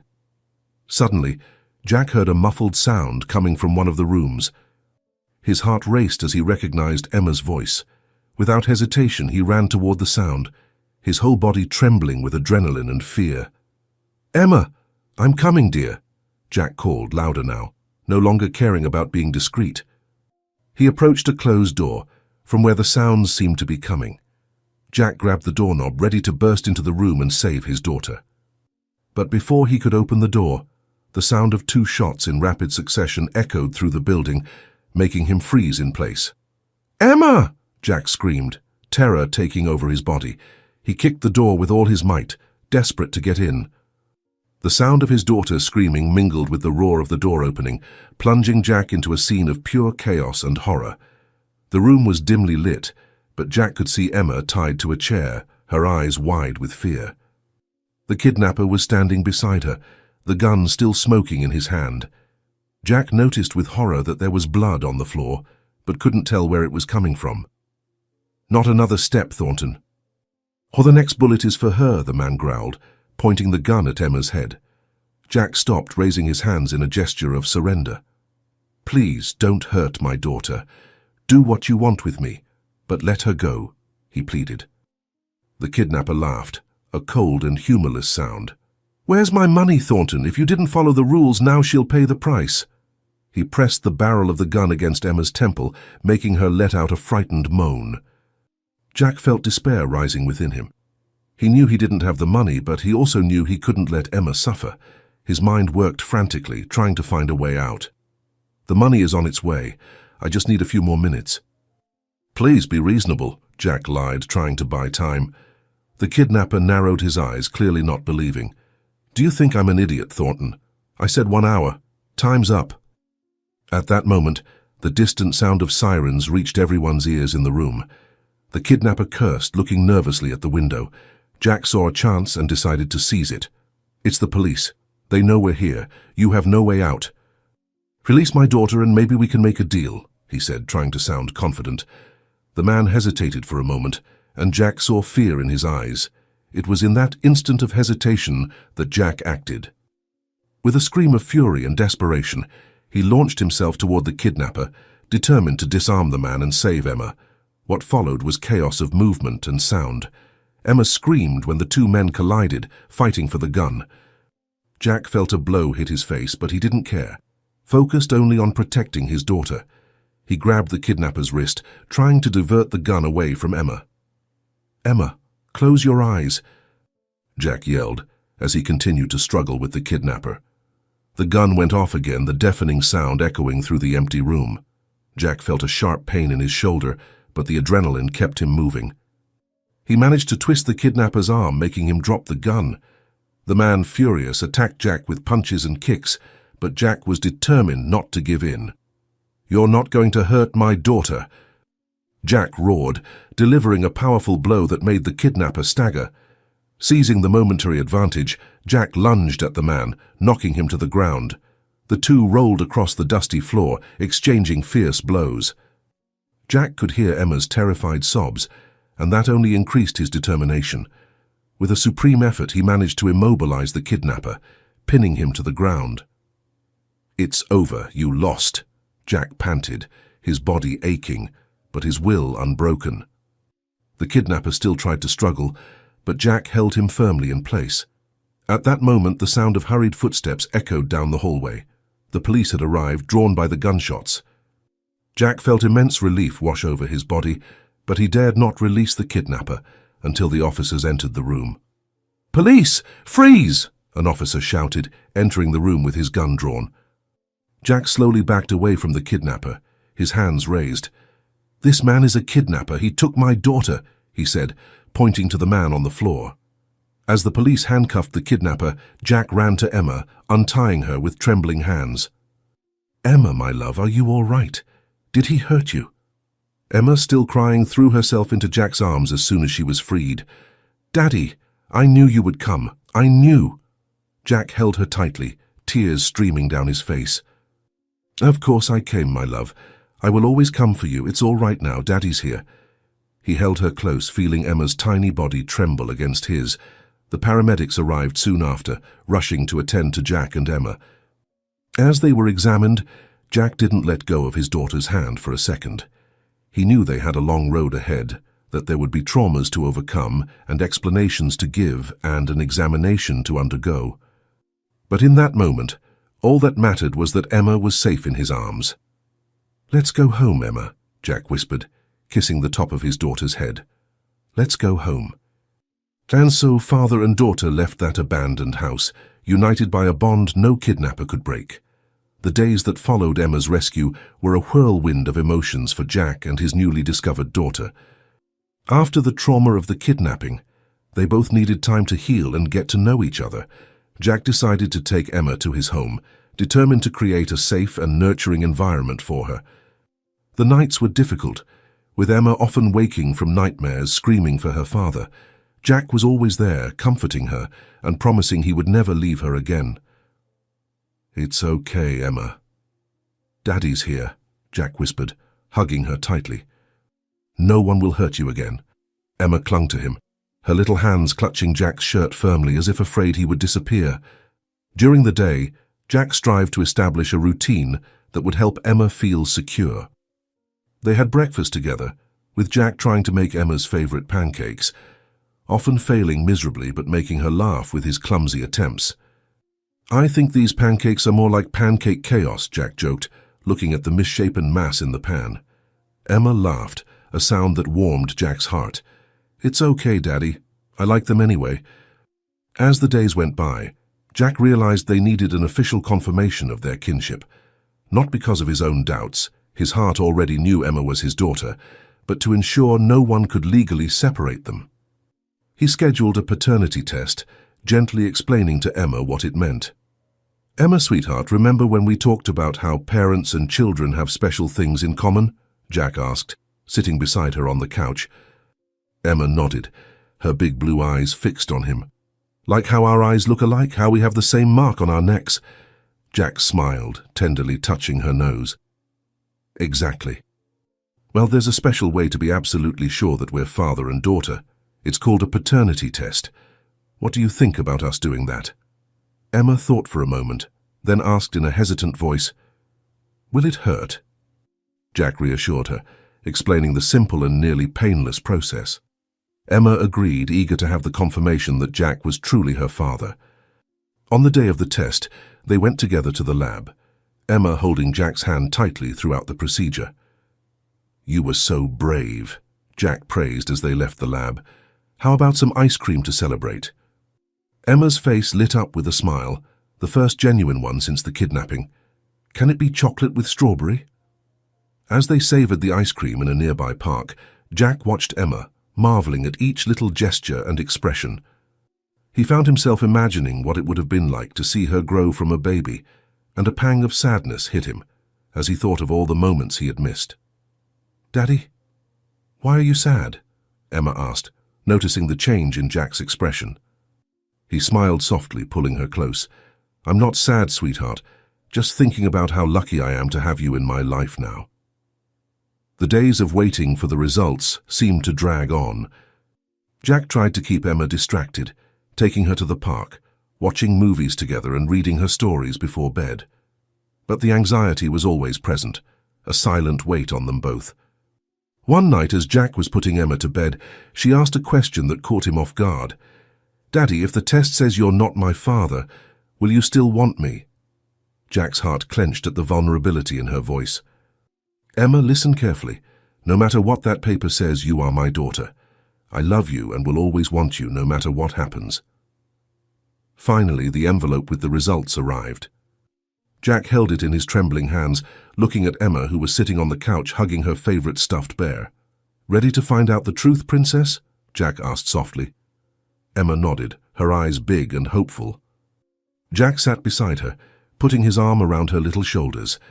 With a deep breath, he opened the envelope and began to read. His eyes scanned the document, searching for the words that would change their lives forever. "Probability of paternity, 99.9%, Jack read aloud, his voice thick with emotion. Emma looked at him, puzzled. "What does that mean, Daddy?" Jack felt tears well up in his eyes. He pulled Emma into a tight embrace, his voice trembling with joy. "It means it's official, my love. You are my daughter. I am your father." Emma let out a joyful cry, throwing her arms around Jack's neck. "I knew it. I always knew." In that moment, all the emotions Jack had been suppressing over the past weeks, the fear, the uncertainty, the hope, overflowed. He held Emma in his arms, tears streaming freely down his face. And then the words began to flow, a speech straight from his heart. In that moment, all the emotions Jack had been suppressing over the past weeks, the fear, the uncertainty, the hope, overflowed. He held Emma in his arms, tears streaming freely down his face. "Emma, my dear daughter, from the moment I saw you in that orphanage, something inside me changed forever. It was as if a part of me that I didn't even know was missing had suddenly been filled. Your eyes, so similar to your mother's, looked at me with a mixture of hope and fear, and in that instant I knew I would do anything to protect you, to take care of you. When I discovered that you could be my daughter and that I couldn't take you home, I was terrified. Terrified because I realized how many years we had lost, how many precious moments I couldn't share with you. I wasn't there for your first smile, your first words, your first steps. I couldn't comfort you when you had nightmares or celebrate your achievements at school, and it broke my heart. But then, amid the chaos and danger, when I thought I might lose you before even truly having you, I realized that the past didn't matter. What mattered was the future, our future together. I promised myself that if we got a second chance, I would dedicate every moment of my life to being the father you deserve. Emma, you are a miracle I didn't know I needed until you entered my life. You are brave, intelligent, and so strong. You have faced things no child should face, and yet here you are, smiling, hugging me, calling me Dad. You've taught me more about love and courage in the last few days than I've learned in my entire life. I know we have a long road ahead of us. There will be difficult days, nights when the nightmares return, moments when the pain of the past seems unbearable. But I want you to know, my dear daughter, that I will be by your side every step of the way. I will hold your hand in moments of fear. I will embrace you in moments of sadness, and I will celebrate every one of your victories, no matter how small. I promise to be not only the father you deserve, but the father you need. I will learn from you every day, I will grow with you, and together we will create memories that will last forever. I will teach you everything I know, and I know you will teach me even more. Emma, my sweet Emma, you are the greatest gift life could ever give me. You are my second chance, my redemption, my reason to be a better person every day. Your smile lights up my world. Your laugh is the most beautiful music I've ever heard. And your love is the force that drives me. From today on, we are not just father and daughter because of a paternity test. We are a family because we chose to be, because our hearts recognized each other before our minds even understood. I will love you, protect you, and guide you every day of my life, Emma. And I promise that no matter what happens, you will never be alone again. Thank you for giving me the honor of being your father. Thank you for teaching me the true meaning of unconditional love. And thank you, my dear daughter, for making me the happiest and proudest man in this world. I love you more than words can express, Emma. You are my world, my everything, and I promise that every single day by your side will be a wonderful adventure. We're in this together, my princess, now and forever. After hanging up, Jack sat for a long time contemplating the incredible changes that had occurred in his life in the past few weeks. He knew the path ahead wouldn't be easy. Emma would still have to deal with the trauma of the kidnapping, and they would have to learn to be a family. But for the first time in a very long time, Jack felt truly hopeful about the future. "Thank you, Sarah," he whispered into the air, thinking of Emma's mother. "Thank you for giving me this incredible gift. I promise I'll take good care of her." With one last look at Emma's room, Jack headed to his own bed, his heart filled with love and gratitude. Tomorrow would be the first day of the rest of their lives as father and daughter, and he could hardly wait to see what the future held for them. In the weeks following the official confirmation of Jack's paternity, he and Emma began adjusting to their new life as a family. As the bond between them grew stronger, Jack couldn't help but think about the other children at the orphanage, those still waiting for a chance to find a home. One morning, over breakfast, he shared his thoughts with Emma. "Emma, sweetheart, what do you think about visiting the orphanage today?" Jack asked, carefully watching his daughter's reaction. Emma stopped chewing her cereal, her eyes widening in a mixture of surprise and apprehension. "Go back there?" "Why, Daddy?" Jack gently explained his idea of helping other children, watching Emma's face light up with understanding and empathy. He marveled at his daughter's compassion when she agreed enthusiastically, eager to help her former orphanage mates. "Can we bring them gifts, Daddy? Like those teddy bears you gave me?" Emma asked, bouncing with excitement in her chair. Jack smiled, touched by Emma's generosity. "Of course we can, Princess. How about we go shopping first?" After an animated shopping trip, where Emma carefully picked out gifts for each child she could remember, they headed to the orphanage. Jack's heart beat hard in his chest as they approached the familiar building. He could feel Emma tensing up beside him in the car. "It's okay, sweetheart. We're here to help, remember?" Jack reassured, gently squeezing Emma's hand. Emma nodded bravely, but her voice trembled a little as she responded, "I know, Daddy. It's just weird coming back." Upon entering the orphanage, they were greeted by Mrs. Foster, whose face lit up at the sight of Emma. Jack watched with emotion as his initially hesitant daughter soon broke into a smile at seeing her former caretaker. "Emma, it's so good to see you, dear. You look so happy," Mrs. Foster exclaimed, crouching down to hug Emma. Emma returned the hug enthusiastically. "I am happy. Daddy's the best dad ever." As Emma handed out the gifts to the other children, Jack pulled Mrs. Foster aside to discuss his ideas. He explained his desire to improve the orphanage's security and establish a program to help more children find loving families. "Mr. Thornton, this is incredible," Mrs. Foster stammered, her eyes glistening with emotion. "But it's a huge undertaking. Are you sure?" Jack nodded firmly. "More than sure. Every child deserves what Emma and I have now." In the days that followed, Jack dove headfirst into his new project. He hired a security team to assess the orphanage and implement immediate improvements. Security cameras were installed, the alarm system was updated, and guards were hired to patrol the perimeter. "Daddy, why do we need all these cameras?" Emma asked one day. watching the technicians work. Jack crouched down beside her, gently explaining, "To keep all the children safe, honey, so that no one else goes through what you did." Alongside the security upgrades, Jack began developing his philanthropic foundation. He hired a team of social workers, psychologists, and family law attorneys. His goal was not only to facilitate adoptions, but to ensure each child was placed with the right family. "We don't just want quantity, we want quality," Jack explained in a meeting with his team. "Every placement needs to be perfect, for both the child and the family." One of the social workers nodded in agreement. "It's refreshing to see someone so committed to the well-being of children, Mr. Thornton." As the project took shape, Jack found himself spending more and more time at the orphanage. Emma often accompanied him, helping where she could and making friends with the other children. Jack watched with pride as his daughter became a little ambassador for the project. "Papa, Lily told me she wants a family like ours," Emma shared one night, her eyes full of hope. "Can we help her?" Jack hugged Emma, moved by her compassion. "We'll do our best, sweetheart. That's what all of this is for." Over the months, the impact of Jack's work began to show. The first successful adoptions facilitated through his foundation were celebrated with joyous parties at the orphanage. Jack watched with a full heart as children who had once seemed to have lost hope now smiled and laughed with their new families.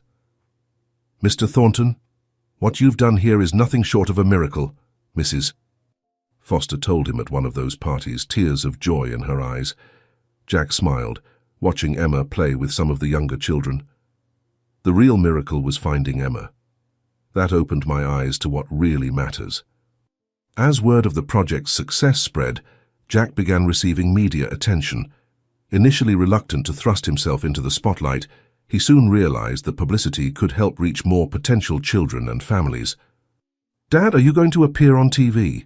Emma asked excitedly when Jack mentioned an interview he had scheduled. Jack laughed, affectionately ruffling her hair. "Yes, but only if you promise not to tell them about my burnt waffles at breakfast."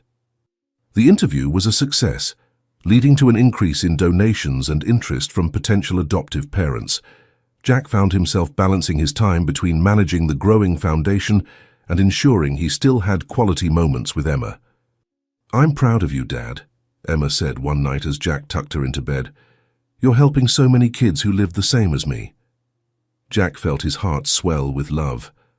"Thank you, Princess. But remember, you'll always be my #1 priority." As the foundation's first year approached its end, Jack organized a big celebration at the orphanage. Families who had adopted through the program were invited, along with children still waiting for a permanent home. It was a mix of joy and hope that filled the air. "Look, Dad, Lily found a family," Emma exclaimed, pointing to her friend cradled in the arms of a beaming couple. Jack felt a surge of emotion seeing the transformation. "It's amazing, isn't it?" "That's why we do this, Emma." During the party, Jack took to the stage to give a speech. Looking out at the sea of faces, smiling children, proud parents, dedicated staff, he felt a wave of gratitude wash over him. "A year ago, I was a different man," Jack began, his voice thick with emotion.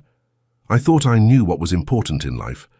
Then I met an amazing little girl who turned my world upside down and showed me the true meaning of love and family." He paused, finding Emma's eyes in the crowd. She smiled at him, giving him courage to continue. "That little girl, my daughter Emma, inspired me to do more, to be more. She showed me that there are so many incredible kids out there, just waiting for a chance to be loved. And that's why we're all here today, to celebrate the families that have been formed and to renew our commitment to the children still waiting." Jack went on, detailing the successes of the first year and plans for the future. He spoke of expanding the program to other orphanages, of working with legislators to streamline the adoption process, of creating a support network for adoptive families. But in the end, he concluded, it all comes down to one simple thing: love. The love that every child deserves, the love that every parent has to give. It's that love that drives us, that inspires us to do more, to be better. And it's that love that will continue to guide every aspect of this endeavor in the years to come. After Jack's heartfelt speech, The celebration continued with even more enthusiasm. Families mingled, sharing stories and experiences. Jack and Emma circulated the room, talking with the children and adoptive parents, listening to their journeys and dreams for the future. "Dad, look," Emma exclaimed, tugging Jack by the hand. "It's Tommy. He found a family." Jack smiled at seeing the shy boy Emma had mentioned so many times, now beaming in the arms of his new parents. "That's wonderful, Emma. Want to go say hi?" As Emma raced off to greet her friend, Jack was approached by a couple who had recently adopted through the program. "Mr. Thornton," the woman began, tears in her eyes, "we have no words to thank you. Our Lily, she has brought so much joy to our lives." Jack clasped the couple's hands, feeling humbled. "You are the true heroes here, giving a child a home. There is no greater gift." As the night wore on, Jack noticed that some of the children who hadn't been adopted yet were beginning to look a little sad. Determined not to let anyone feel left out, he gathered that group together for a special activity. "How about we make a mural of our dreams?" Jack suggested, spreading paper and colored pencils across a large table. The children's eyes lit up at the idea. "Can we draw anything?" a little boy asked shyly. Jack nodded, smiling encouragingly. "Anything you dream for the future, and I promise we'll work hard to make those dreams come true." As the children drew, Jack found himself moved by the simple yet profound dreams they shared. Homes with gardens, smiling families, pets. Each drawing was a window into the hopeful hearts of these kids. Emma joined in the activity, sitting beside a girl who seemed especially quiet. "Hi, I'm Emma. What's your name?" The girl looked up shyly. "I'm Sophie." You really used to live here?" Jack watched with pride as Emma gently talked with Sophie, sharing her own story and offering words of encouragement. He realized Emma wasn't just his daughter anymore.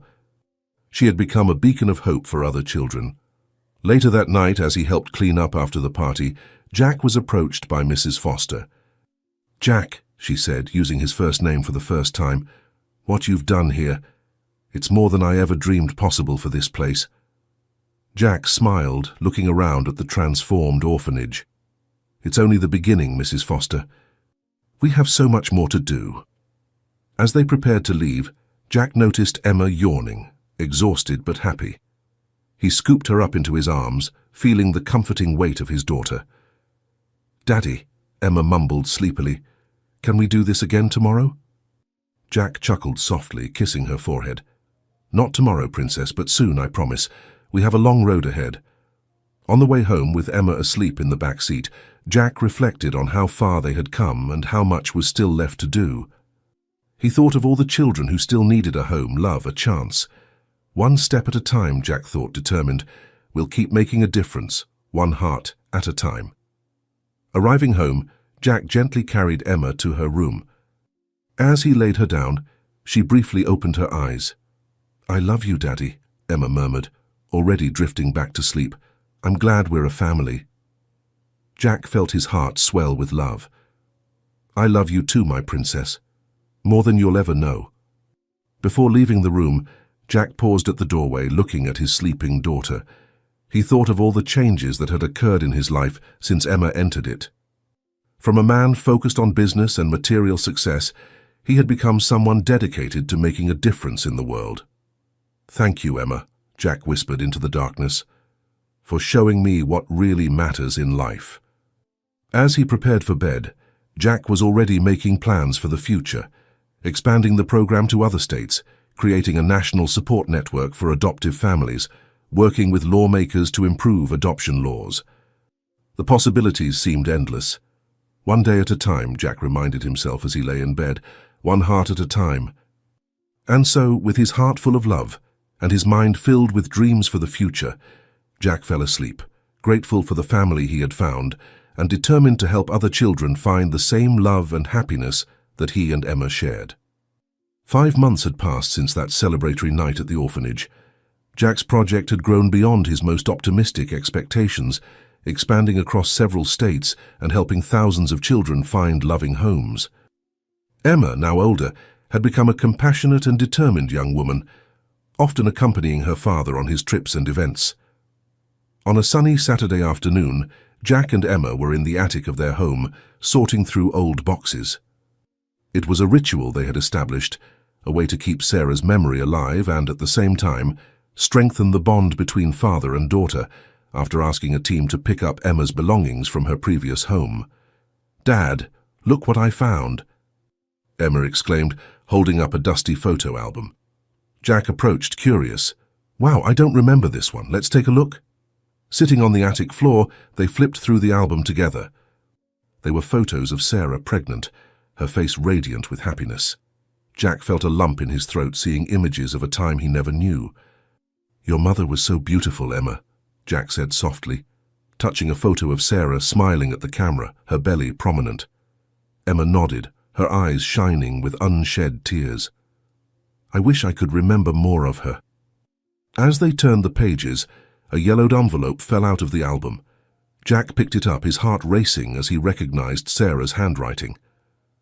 "To Jack," the envelope read. "What's that, Dad?" Emma asked, curious. Jack swallowed hard, his voice trembling. "It looks like a letter from your mum, to me." With shaking hands, Jack opened the envelope and began to read aloud. "Dear Jack, if you're reading this, it means something has happened to me, and that you have finally found our daughter Emma. There is so much I need to tell you, so much to explain. I hope you can find it in your heart to forgive me. When I discovered I was pregnant, I was terrified. We were so young, and you were about to embark on your dream career. I remember how your eyes would light up when you spoke of your plans, of changing the world through business. I couldn't be the one to destroy your dreams. So, I did the hardest thing I've ever done. I decided not to tell you about Emma. I convinced myself it was best for all of us. You could pursue your career, and I would raise our daughter with all the love in the world. But life has a funny way of changing our plans, Jack. As Emma grew, I saw you in her every day. Her smile, her determination, her birthmark, even the little crease that forms between her eyebrows when she's focused. It was as if a part of you was always with me. I started to realize the mistake I had made. Emma deserved to know her father, and you deserved to know your incredible daughter. I decided it was time to tell the truth to correct my mistake, but I kept putting it off. Jack, I know asking for your forgiveness is asking too much. But please don't let my mistake affect your love for Emma. She is the best of both of us, a wonderful child who deserves all the love in the world. If something has happened to me, take care of her, love her, and please tell her about me. Tell her that despite my mistakes, I loved her more than anything in this world, and that I loved you too, Jack. I always did, with all my love and regret, Sarah." Jack finished reading, his voice thick with emotion. He looked at Emma, whose face was streaked with tears. "Oh, Dad," Emma sobbed, throwing herself into Jack's arms. Jack held her tightly, his own tears flowing freely. "It's okay, my love. It's okay." They stayed like that for a long time, embracing on the attic floor, processing the revelations of the letter. When they finally pulled apart, Jack cupped Emma's face in his hands, looking into her eyes. "Emma, I want you to know that it doesn't matter how we got here. You are the best thing that's ever happened to me, and your mother. She loved you so much. We both love you so much." Emma nodded, wiping away tears. "I know, Dad. I love you both too." In the days that followed, Jack and Emma spent a lot of time talking about Sarah, about the past and about the future. Jack shared stories from when he and Sarah were young, helping Emma build a more complete picture of her mother. 1 week after the discovery of the letter, Jack had an idea. He took Emma to the orphanage where it had all begun. Together they planted a tree in the garden in memory of Sarah. "You see, Emma," Jack said as they shoveled dirt around the sapling, "this tree will grow strong and beautiful, just like you. And whenever we look at it, we'll be reminded of your mother and the love she had for us." Emma smiled, gently touching the small tree's leaves. "Do you think she'd be proud of us, Dad?" Jack put his arm around Emma's shoulders, pulling her close. "I'm sure of it, my love, I'm sure of it." As the months passed, Jack and Emma continued their work with the foundation, always keeping Sarah's memory alive. The tree in the orphanage garden grew, becoming a symbol of hope for all the children who passed through there. On one particularly meaningful afternoon, Jack and Emma were at the orphanage for a special celebration. The foundation had just helped its 1,000th child find a permanent home. The garden was filled with happy families, laughing and running children, and the dedicated staff that made it all possible. Jack stepped up onto the small makeshift stage, Emma by his side. Looking out over the crowd, he felt a wave of emotion hit him. "There was a time," Jack began, his voice thick with emotion, "when I was a different man. A man focused on business, on material success. Then fate brought me to this place, and my life changed forever." He looked at Emma, who smiled encouragingly. "I found my daughter, Emma, and discovered the true meaning of love and family. And through that discovery, this foundation was born. Today we celebrate not only our 1,000th adoption, but every life that has been touched, every family that has been formed, every heart that has been opened." Jack paused, looking at the tree he and Emma had planted years ago, now large and full. "This tree," he went on, gesturing towards it, "was planted in memory of Sarah, Emma's mother. Sarah taught us that love can overcome any obstacle, that family is more than blood ties. It's a lesson we carry into every aspect of our work." Emma stepped forward, joining her father at the microphone. "Every child deserves a loving home," she said, her voice clear and confident. "Every child deserves a chance to be part of a family. That's what we do here, and that's what we'll continue to do." The crowd applauded, many with tears in their eyes. Jack embraced Emma, feeling immense pride in his daughter and the work they had done together. After the ceremony, as families mingled and children played, Jack and Emma walked over to Sarah's tree. They stood there for a moment in silence, each lost in their own thoughts. "You know, Dad," Emma said finally, "I think I understand why Mom did what she did. She wanted what was best for all of us." Jack nodded, putting his arm around Emma's shoulders. "Yes, she did. And while it was difficult at first, look at where we've ended up. Look at all the lives we've changed." Emma smiled, leaning her head on her father's shoulder. "I think in a way we're fulfilling her dream. We're helping other families come together just like ours did." Jack felt his heart swell with love and pride. "You're right, my love. And we'll keep doing it, in her memory and for all the children who still need a home." That night back at their home, Jack and Emma sat on the porch, watching the sunset. Jack took Emma's hand, giving it a gentle squeeze. "Emma," he said softly, "I want you to know that no matter what happens, you'll always be the best thing that ever happened to me. Finding you, being your father. It changed my life in ways I could never have imagined." Emma smiled, her eyes shining with unshed tears. "I know, Dad, you changed my life too. I love you." "I love you too, my princess," Jack replied, pulling her into a hug. As the sky turned shades of orange and pink, father and daughter remained embraced, grateful for the love they shared and the meaningful work they did. They knew that no matter what the future held, they would face it together, always honoring Sarah's memory and the love that had brought them together. And so, beneath the twilight sky, Jack and Emma Thornton looked to the future with hope and determination, ready to continue their journey of love, compassion, and life-changing transformation, one heart at a time. The following morning, Jack woke up early, his mind full of ideas for the foundation's future. He went downstairs quietly, not wanting to wake Emma, and made his way to his home office. The walls were covered with photos, some of Emma growing up, others of families that had been united through their work. Jack turned on his computer and began working on a new project he'd been planning for months. It was an initiative to create support centers across the country, offering ongoing resources and guidance for adoptive families. He was so engrossed in his work that he didn't notice Emma coming into the room. "Dad?" "You've been up early," Emma said, rubbing her sleepy eyes. Jack looked up, smiling at the sight of his daughter. "Good morning, Princess. Just working on some ideas." Emma approached, curious. "What kind of ideas?" Jack pulled out a chair for her, eager to share his plans. "Well, I was thinking about how we can help families after the adoption happens." They spent the next hour discussing the project, with Emma offering her own suggestions. Jack was impressed by his daughter's insight and compassion. "You know, Emma," Jack said, looking at her with pride, One day, when you're ready, I think you would be amazing running the foundation." Emma's eyes widened. "Really, Dad? You really think so?" Jack nodded, smiling. "Absolutely. You have such a big heart and an amazing understanding of what these kids and families need." Emma's face lit up at the idea. "That would be incredible. We could work together and help even more people." Emma fell uncharacteristically quiet. Jack watched her out of the corner of his eye, noticing her pensive expression. "A penny for your thoughts?" he asked gently. Emma looked at him, her eyes filled with emotion.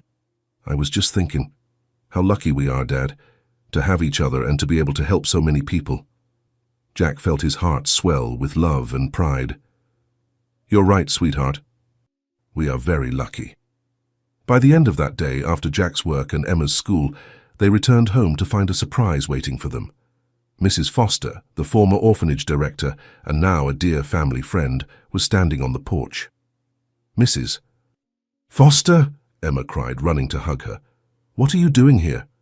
Mrs. Foster smiled, returning the embrace. "Well, I have some exciting news to share with you two." Once inside the house, settled comfortably in the living room, Mrs. Foster explained the reason for her visit. "Your foundation has inspired so many people," she began, her eyes shining with emotion.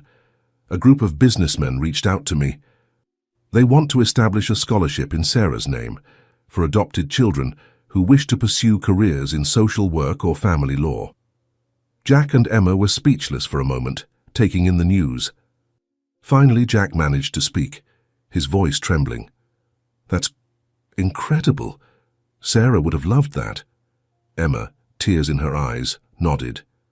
"It's perfect, Dad. It's a way to continue Mum's legacy." Mrs. Foster smiled gently. "There's more. They would like Emma to be the first recipient of the scholarship when it comes time for college." Emma gasped, looking at Jack with wide eyes. Jack felt his own heart swell with emotion. "What do you think, Princess?" he asked softly.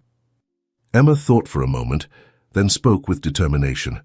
"I would be honored, and I promise to use it to help even more kids, like Mom would have wanted." That night, after Mrs. Foster had left and Emma had gone to bed, Jack found himself in the office again. He picked up the photo of Sarah that he kept on his desk, gently tracing the outline of her face.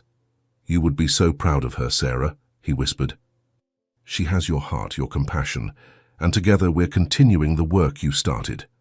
Jack set the photo back down and looked out the window at the starry night outside. He thought of all the lives they had touched, all the families they had helped bring together. He thought of Emma and the bright future she had ahead of her. With a smile, Jack turned off the office light and headed upstairs. Tomorrow would be another day, another chance to make a difference, and he could hardly wait to see what the future held for them.